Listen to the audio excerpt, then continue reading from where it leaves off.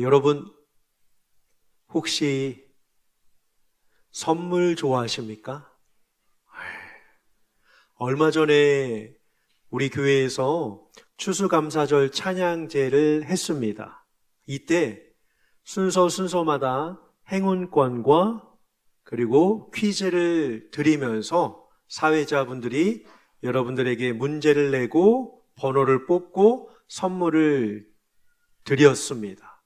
제가 그 모습을 보면서 정말 이렇게 집중을 잘하시나라고 할 만큼 선물을 기다리시는 그 열망, 그리고 퀴즈를 내는데 저마다 맞추시려고 어린아이부터 노년에 이르기까지 저요 사회자는 할렐루야라고 하세요 하는데 이미 그것도 없이 그냥 답을 외치면서 일어나면서 응응응 하면서 하시는 그 모습을 보면서 정말 선물이란 뭐 크고 작음을 떠나 혹은 뭐 가치 값을 떠나 주어진다라고 하는 것은 모든 이들을 행복하게 하는 그 모습을 다시금 보게 되었습니다. 여러분들에게 혹시 인생에서 기억에 남는 선물이 있으십니까? 혹은 올해에 누군가로부터 받은 선물, 이 선물 정말 귀해라고 하면서 기억에 남는 선물 말이죠. 네. 뿐만 아니라 하나님께서도 우리에게 선물을 주셨다고 사도 바울은 5장 1절과 2절에서 말씀합니다.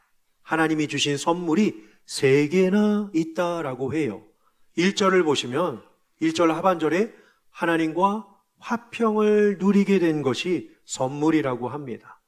그리고 2절 중간을 보시면 은혜에 들어가게 된 것이 하나님의 선물이라고 합니다. 그리고 2절 하반절에 세 번째로 하나님의 영광으로 즐거워하고 기뻐하는 것이 선물이다라고 이야기를 합니다. 그러면 이 선물을 얻게 하는 매개체가 있습니다. 무엇으로 하나님과 화평을 누리고 영광에 들어가고 그리고 그 은혜에 들어가고 그 영광을 즐거워할 수 있게 되었는가라고 다시금 1절과 2절을 보시면 반복되는 표현이 있습니다. 그것이 바로 무엇이냐면 우리가 믿음으로예요. 그렇죠. 믿음으로예요. 믿음으로 하나님과 화평하게 되었고 은혜의 나라, 은혜의 삶이 주어졌고 믿음으로 인하여 하나님의 영광을 즐거워하고 기뻐할 수 있게 되었다라고 말씀을 합니다. 그래서 우리는 지난 3번에 걸쳐 하나님의 영광, 그리고 오직 믿음, 그리고 화평이라고 하는 주제를 가지고 함께 살펴보았습니다. 그런데요, 이 3가지도 참 귀한데, 화평, 은혜, 영광, 이 3가지도 참 귀한데 바울 사도께서 오늘 3절을 보시면 첫 단어가요, 뿐만 아니라 라고 합니다. 뭐죠? 또 있다는 거예요.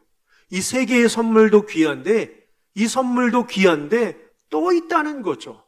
그게 무엇인가 보았더니 환난 중에도 기뻐할 수 있는데 환난은 인내를, 인내는 연단을, 연단은 소망을 이루는 줄 알게 하신다라고 말씀을 하고 있습니다. 그래서 저는 이 3절과 4절을 묶어서 오늘 설교 제목처럼 주께서 주시는 사랑이라고 표현하고 싶습니다. 본문의 저자인 바울은 참 고난을 많이 겪었습니다. 시련도 많았습니다. 세상 일을 하다가 고초를 겪은 것이 아닌데 주의 일을 하며 복음을 전하는데 시련과 풍파를 겪기도 하고 옥에 갇히기도 하고 매를 맞기도 하고 모욕을 당하기도 하였습니다. 그에게 고민이 있었겠죠. 믿음의 일을 하는데 왜 환난이 멈추지 않을까? 하나님을 전하고 하나님을 의지하는데 왜 이러한 시련이 끊이지 않을까? 왜 육체의 가시는 떠나지 않을까? 왜 나는 오늘도 이렇게 질질 끌려다니며 감옥에서 처참한 신세를 보내야 하는가라고 했을 때 그 고민하던 가운데 그가 얻게 된 답변이 바로 오늘 3절과 4절입니다. 사실 예수님께서도 인생을 가리켜 이야기하실 때 그저 편하다라고만 이야기하지는 않으셨습니다. 요한복음 16장 33절을 한번 보실까요? 우리 같이 한번 읽어보시죠. 시작. 이것을 너희에게 이르는 것은 너희로 내 안에서 평안을 누리게 하려 함이라. 세상에서는 너희가 환난을 당하나 담대하라. 내가 세상을 이기었노라. 아멘. 하나님이 두 가지를 예비하고 계신다고 합니다. 첫 번째가 평안이고요. 그런데 두 번째가 정반대인 환난이라고 합니다. 사실 이 평안은 잠깐의 문제가 해결되는 만족함이 아닙니다. 여기서 말하는 평안은 영원한 삶이죠. 하나님 나라에서의 영원한 삶입니다. 그런데 이 영원한 삶에 있어서 우리에게 한 가지 어려운 것이 바로 무엇이냐면 환난이라는 거예요. 왜요? 세상에 우리가 살지만 이 세상은 두 가지 영이 존재합니다. 하나님이 다스리시는 영역과 하나님을 멀리하고 하나님을 적대하게 여기는 세상의 악한 영들이 다스리고 있기 때문입니다. 누구라도 유혹에, 누구라도 죄의 미혹에 완전할 수 있는 사람은 없습니다. 이것을 이겨나느라 환난을 당하고 또 이것을 알지만 감당하지 못하는 실수와 부족함 때문에 인간은 수차례 환난을 당하고 힘겨워할 때가 얼마나 많이 있는지 모릅니다. 그런데 아까 예수님께서 뭐라고 하셨죠? 요한복음 16장 33절에요. 담대하라 라고 하셨어요. 담대하라 라고 하셨어요. 왜요? 내가 세상을 이기었노라 라고 말씀하고 계시기 때문입니다. 바울 사도도 마찬가지입니다. 우리 성경 한 구절 사도행전 14장 22절을 한번 보실까요? 제자들의 마음을 어떻게 했대요? 굳게 했대요. 교회를 돌아보기 좋아했던 바나바와 바울은 교회를 가는 곳마다 마음을 굳게 했다라고 이야기를 합니다. 굳게 하다라고 하는 것은 무슨 뜻이래요? 옆에 뜻이 설명이 되어 있습니다. 뭐라고 되어 있죠? 믿음에 머물러 있으래요. 유혹이 오고 환난이 오고 고초가 오고 혹은 심지어 질병이 찾아올 수도 있고 가정의 우환과 어려움이 찾아올 수 있는데 사도 바울은 이것을 강조합니다. 믿음에 머물러 계십시오 라고 말이죠. 하나님의 나라에 들어가는 것은 참 은혜로운 일인데 우리는 무엇을 피할 수 없다고 하죠? 많은 환난을 피할 수 없다라고 이야기를 하고 있습니다. 여러분, 기독교와 세상 종교와의 차이점이 있습니다. 여러 가지가 있겠지만 잘 보십시오. 세상 종교는 이렇게 이야기를 합니다. 여러분, 앞으로 이 종교를 믿으면 결코 어떤 난간에도 부딪히지 않을 것입니다. 이 종교로 오십시오라고 이야기를 해요. 환난이 없대요. 고난이 없대요. 두려움이 없다고 합니다. 여러분, 이 종교를 믿기 시작하면 그동안 여러분들의 가정의 자녀의 부부에 막혀있던 운이 뚫려지게 됩니다 라고 하면서 사람을 꼬드깁니다. 여러분, 이 종교를 따라오게 되면 가정에 덮였던 악기가 물러가게 됩니다 라고 이야기를 해요. 여러분, 이 종교가 원하는 방식을 행하면 혹은 명상의 경지에 이르면 다시는 어떠한 고통도 여러분들은 당하지 않습니다 라고 이야기를 합니다. 애석하게도 많은 사람들이 그 이야기에 미혹되어 넘어가곤 하지요. 그런데 성경은 그렇게 말하지 않습니다. 정반대로 이야기를 하죠. 히브리서 12장 6절부터 8절입니다. 주께서 그 사랑하시는 자를 안 다치게 하신대요? 안 아프게 하신대요? 어려움이 하나도 없게 하신다고 합니까? 오히려 더 강력한 단어를 쓰고 있습니다. 뭐 하신대요? 징계하신대요. 징계하신대요.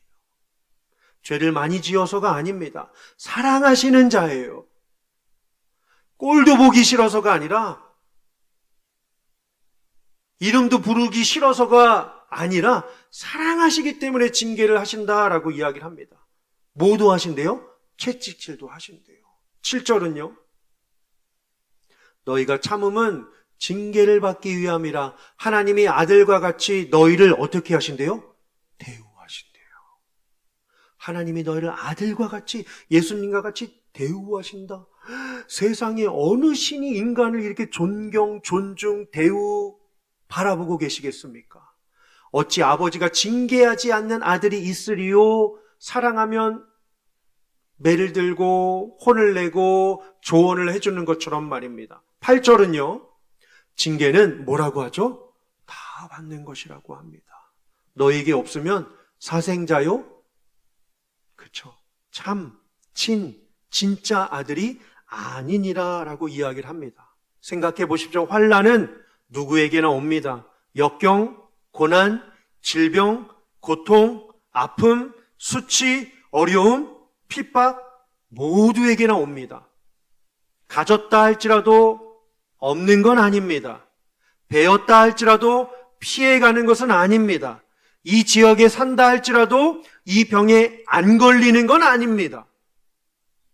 뭔가 있다 할지라도 모든 유형의 환난은 우리에게 찾아오곤 합니다. 그러면 어떻게 대응해야 할까요? 혹시 왜 하나님이 나를 이렇게 미워하시는지 우리는 신앙을 의심해서는 안 됩니다. 혹은 부정적으로 체념하거나 포기해서도 안 됩니다. 혹은 입술을 꽉 다문 채 그냥 누른다고 해결될 수 있는 것은 아닙니다. 어떻게 해야 할까요? 자, 성경은 이렇게 이야기를 합니다. 베드로전서 4장 12절부터 14절입니다. 사랑하는 자들아, 너희를 연단하려고 오는 불시험을 어떻게 해요? 이상한 일 당하는 것 같이 이상히 여기지 말라라고 합니다. 하나님이 나를 미워하시나? 내가 죄가 많아서 그런가? 기도를 안 해서 그런가? 여러 세상의 것들을 생각하지 말라, 이상히 여기지 말라, 불시험 오는 것을 이상히 여기지 말라, 사랑하는 여러분들이요, 이상히 여기지 마십시오라고 베드로 사도는 이야기를 합니다. 더 나아가서요, 13절입니다. 오히려 이렇게 이야기를 해요. 오히려 너희가 그리스도의 고난에 참여하는 것으로 뭐 하라고 하죠? 즐거워하래요. 즐거워하래요. 왜 그럴까요? 또 나와요. 즐거워하고 기뻐하게 하려 함이라. 두 번째 줄에 또 나옵니다. 왜요? 자, 오늘 본문에서도요, 이거 띄워놓으시고요. 본문에서도요, 환난 중에라도, 환난인이에요. 인 안에 환난 중에라도 뭐가 나타날 것임을 약속하고 있기 때문일까요? 그의 영광이에요. 하나님의 영광이 우리의 고난, 환난 속에 나타날 것이기 때문에, 반드시 나타나기 때문에 오히려 우리를 바라보면서 즐거워하고 기뻐하라 라고 이야기를 하고 있습니다. 다음 구절입니다. 14절이요. 너희가 그리스도의 이름으로 치욕을 당하면 복이 있는 자로다. 무엇이 나타난대요? 영광의 영, 곧 하나님의 영이 바로 이것입니다. 너희 위에 계심이라. 아멘. 그러면 우리는 이렇게 해석할 수 있습니다.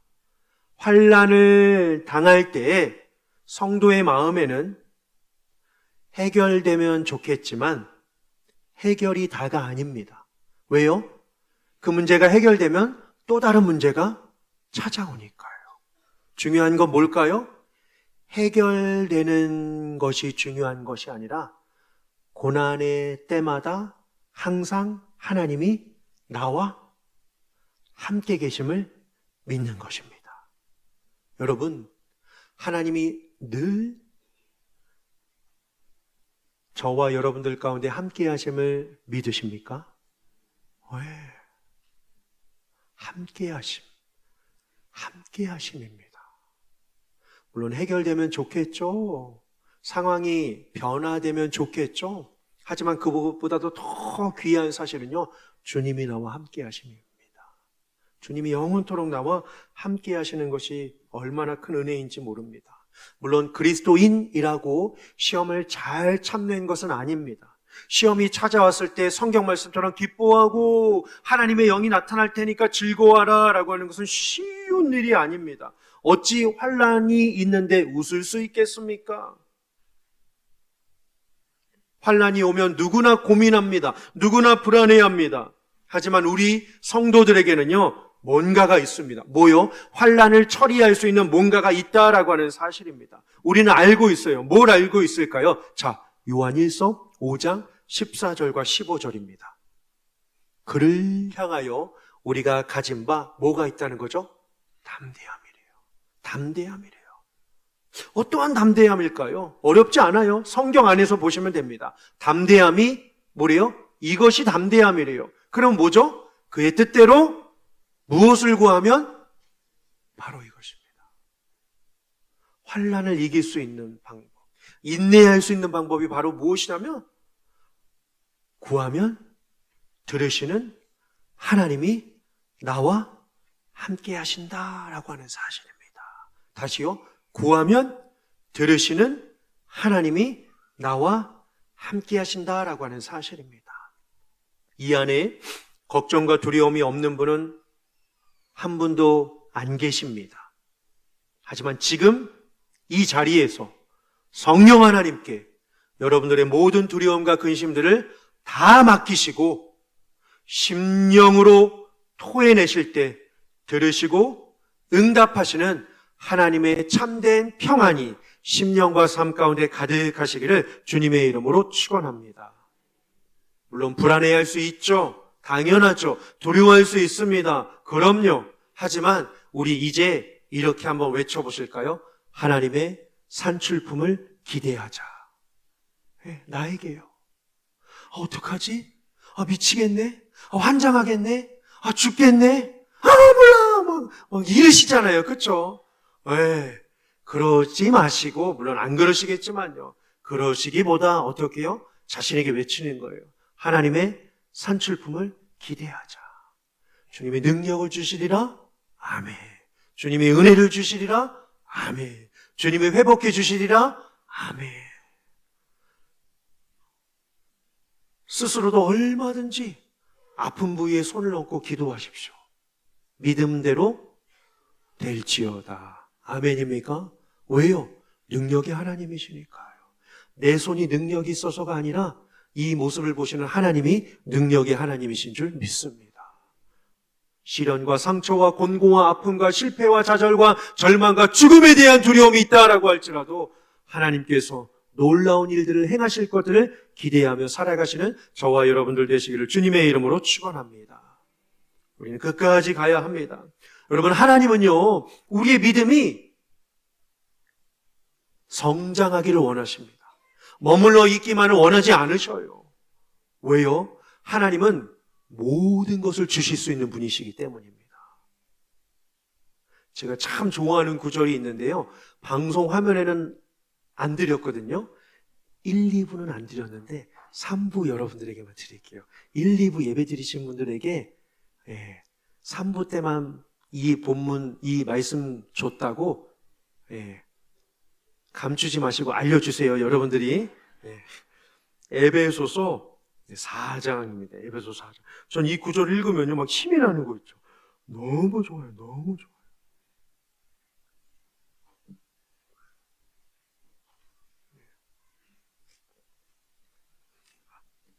3장입니다. 3장. 에베소 3장 20절이 에베소 3장 20절입니다. 에베소 3장 20절. 방송실 자막 안 띄우셔도 돼요. 왜냐하면 우리 성도님들 이거 보시면서 힘내셔야 되니까요. 에베소서 3장 20절입니다. 에베소서 3장 20절이요. 우리 가운데서 역사하시는 능력대로 우리가 구하거나 생각하는 모든 것에 얼마나요? 더! 또 어떻게 해요? 넘치도록 어떻게 해요? 능히 하신다라고 말씀을 하고 있습니다. 믿으십니까? 아멘입니다. 이럴 때 악한 영이 우리를 괴롭히겠죠. 하나님 의지하지 못하도록요. 그리고 자신을 과대평가하게 만든단 말이죠. 너 힘으로 살아. 너가 하는 것으로 살아. 라고 말이죠. 그러면서 사탄은 우리에게 속삭여요. 넌 그거밖에 안 돼. 라고 말이죠. 잘 들어보세요. 그거밖에 안 돼. 라고 우리를 자꾸 내리깐다고요. 우리를 자꾸 좌절시켜요. 그거밖에 안 돼. 라고 말이죠. 단어 하나 바꾸면 의미가 완전히 달라지는 거 아십니까? 그거밖에 안 돼에서 단어를 바꿔보면요. 이거밖에 없다로 바꿔보십시오. 사탄은 그거밖에 안 돼. 우리를 깔아요. 하나님 너 안 도와주셔. 하나님 너 응답하지 않으셔. 하나님이 널 도와주지 않으셔. 하나님은 너에게 관심이 없어. 그거밖에 안 돼. 라고 하면서 사탄은 우리를 정죄한단 말이죠. 그런데 하나님은요, 이거밖에 없어. 예요. 하나님밖에 없다는 거예요. 하나님의 능력밖에 없다는 거예요. 하나님의 은혜밖에 없다는 거예요. 뉘앙스가 완전히 다르죠, 여러분? 그거밖에 안 돼. 로 사탄이 정죄하는 거라 이거밖에 없다. 주님밖에 없다. 은혜밖에 없다. 능력밖에 없다. 하나님의 역사하심밖에 없다라고 하는 이 표현이요. 간격이 너무 멀어요. 정말 멀죠. 그거밖에 안 돼. 정죄하는 사탄이라 이거밖에 없다라고 간청하시고 애원하시고 기다리시는 하나님을 보십시오, 여러분. 그러면 우리는 어떻게 될까요? 자신의 약함, 원수의 조롱을 넘어서 하나님의 위대하심을 바라보게 될 줄 믿습니다. 다시요. 자신의 약함, 원수의 조롱을 넘어서서 하나님의 위대하심을 바라보게 될 줄 믿습니다. 그래서 우리 영화교회가 올 한 해 사랑지기의 표를 가지고 이 성경 구절을 가지고 한 해를 달려왔는데요. 혹시 없네요. 구절 어느 구절인지 아십니까? 그렇죠. 알고 계시죠. 그렇죠. 다행이십니다. 12월에 알았으면 조금 마음이 불편한데 11월에 알아서 그렇죠? 자, 유다서 1장 21절입니다. 여러분. 땡동. 네, 카톡이 울리네요. 그렇죠? 자, 유다서 1장 22절입니다. 같이 읽어보시죠. 시작. 하나님의 사랑 안에서 자신을 지키며 영생에 이르도록 우리 주 예수 그리스도의 긍휼을 기다리라. 아멘. 사랑이라고 하는 단어와 지기가 친구잖아요. 그래서 지는 지키며 기는 기다리라로 따서 사랑지기입니다. 괴로움은 사방에 널려 있습니다. 피할 길이 없습니다. 질리도록 광범위한 그늘이 우리의 삶을 공격할 때가 얼마나 많이 있는지 모릅니다. 여러분, 우리가 1시간 동안 예배를 드리잖아요. 밖에서는 무슨 일이 일어날까요? 전 세계의 5명의 아이들이 폭력과 학대에 시달려 죽음을 당합니다. 시침이 한 바퀴 돌 때는 어떠한 일이 일어날까요? 수천만 명의 사람들이 교통사고로 죽습니다. 암으로 죽습니다. 사고로 죽습니다. 누군가 세상을 떠났다라고 하는 비보를 수십만 명이 문자로 접하게 됩니다. 날마다 소도시만큼의 인구가 죽음과 사고와 아픔을 당하는 세상입니다. 그런데 통계는 수치일 뿐 아닙니까? 고통의 총량을 생각해 보면 너무나도 마음이 아픕니다. 인간의 고통은 빙산의 일각에 불과합니다. 고통과 괴로움은 일상이 되고 말았습니다. 미리 대비한다고 사고가 안 생기는 것도 아닙니다. 유능한 지도자를 세운다고 참사가 안 생기는 것은 아닙니다. 저마다 사랑하는 이를 잃습니다. 치명적인 질병에 걸립니다. 믿었던 사람에게 배신을 당합니다. 재정적인 어려움을 겪습니다. 또한 윤리적인 실수를 저지르기도 합니다. 이러한 일들이 얼마나 비일비재한지 모릅니다. 안타까운 것은 이러한 것들을 대처할 수 있는 예방 백신이 없다라고 하는 사실입니다. 수시로 삶에 끼어들어오는 이 환난을 어찌 막을 수 있겠습니까? 나니아 연대계로 알려진 C.S. 루이스가 이러한 이야기를 합니다. 고통의 문제 책 94페이지에서요. 이렇게 말해요. 하나님은 기쁨을 통하여 속삭이시고 양심을 통하여 말씀하시고 고난을 통하여 소리치신다라고 하셔요. 무슨 소리를 치실까 한 주간 고민해 보았습니다. 그러다 성경을 읽다가 맞아 이거지 찾았어요. 왜요? 이 구절만 읽으면 힘겨운 상황에서도 아픈 상황에서도 고난의 절망의 상황에서도 왠지 막 힘이 나는 구절이기 때문입니다. 찬양으로도 되어 있는데요.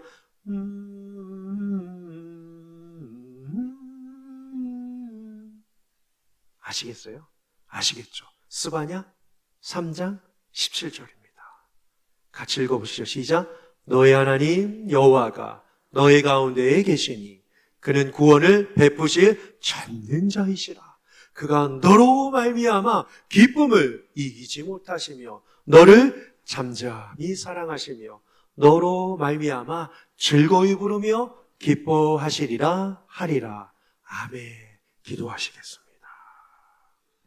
하나님,